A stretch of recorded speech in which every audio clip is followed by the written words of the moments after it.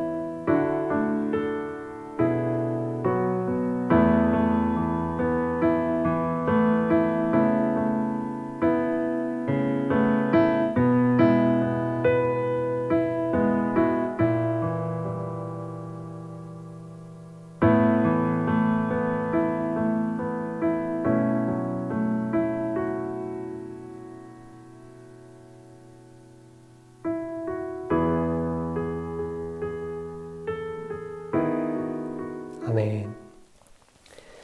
네, 오늘 우리에게 주신 하나님의 말씀은 이사야서 6장 8절인데요. 이사야서 6장 8절 이 한 절 말씀을 저와 여러분이 같이 합독하도록 하겠습니다. 내가 또 주의 목소리를 들으니 주께서 이르시되 내가 누구를 보내며 누가 우리를 위하여 갈꼬 하시니 그때 내가 이르되 내가 여기 있나이다 나를 보내소서 하였더니. 아멘. 여러분, 이제 2020년이 채 한 달도 남지 않았죠. 지난 한 해 우리 참 힘들었습니다. 연초에 시작된 팬데믹이 여전히 맹위를 떨치고 있고요. 코로나 바이러스로 인해서 전 세계에 150만 명이 넘는 사람들이 목숨을 잃었다고 합니다.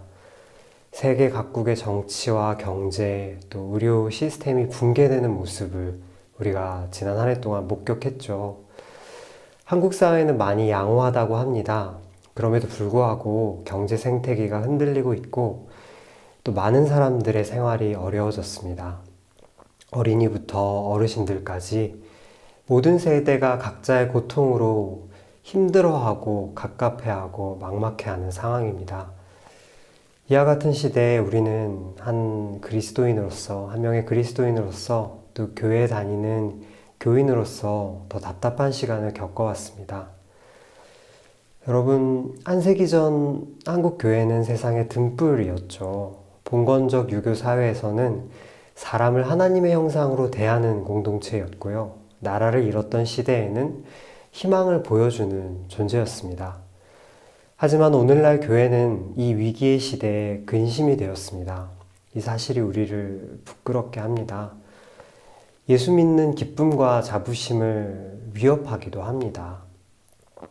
여러분, 예언자 이사야는 우시야 왕이 죽던 해에 하나님의 부름을 받았습니다. 그 해는 하나님의 백성이었던 유다의 소망이 끊긴 해이기도 했습니다. 좋았던 시절은 끝나고 위기가 목전에 닥친 바로 그 시기에 이사야는 하나님 앞에 섭니다. 유다의 위기를 위기라 말하고 백성의 잘못을 잘못됐다 선포하는 예언자로 부름받은 것입니다. 안타깝지만 우리가 기억하고 있는 한국교회의 좋았던 시절은 정말 끝나버린 것인지도 모르겠습니다. 하지만 여러분, 그렇다고 하여 하나님의 말씀이 끊긴 것은 아닙니다. 위기에 빠진 세상과 교회를 바라보며 이사야처럼 주저하고 있는 우리에게 하나님은 오늘도 말씀하고 계십니다. 오늘 우리의 하루가 황폐한 땅에 거룩한 씨앗이 되기를 바라고 계십니다. 여러분, 지위 고하를 막론하고 사람을 하나님의 형상으로 대하기에 힘썼던 선배 그리스도인들의 전통을, 그 정신을 우리가 기억하면 좋겠습니다. 공허한 말들을 그치고 예수님을 본받아 자신을 내어주었던 그 전통이 우리의 일상에 다시 되살아날 수 있으면 참 좋겠습니다. 주님의 뜻을 전하는 사명의 실마리는 어디에 있을까요? 그것은 거창할 것 없는 우리의 하루 속에 들어 있습니다. 주님의 마음에 내 마음을 기울이는 지금 이 순간에 달려 있는 것입니다. 주님께서 우리에게 주신 마음 기억할 수 있는 이 하루가 되면 참 좋겠습니다. 여러분, 주여, 오늘도 내가 이 자리에 있나이다. 나를 보내소서.